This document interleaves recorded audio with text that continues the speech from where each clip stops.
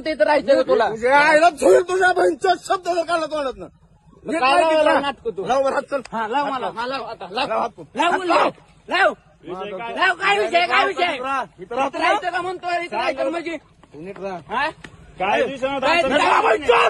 गाडीचा धक्का लागला त्याच्या. हा, तू टाका लागला म्हणजे मागे लावतो तू सरक मागं.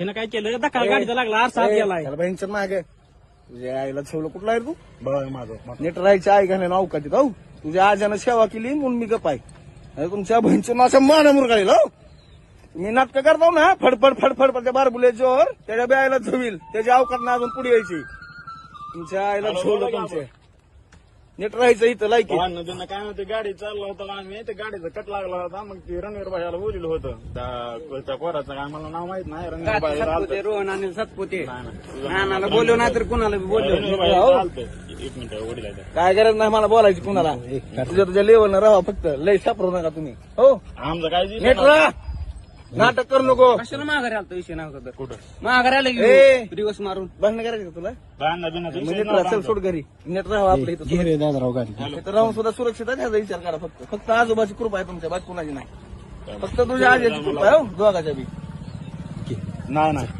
फक्त तुमच्या आजोबाची कृपा आहे तुमच्या आजोबाची कृपा आहे म्हणून तुम्ही नीट आहे सुरक्षित आहेत हो नाहीतर तुमच्या आईला धुवून असतो उभा मागच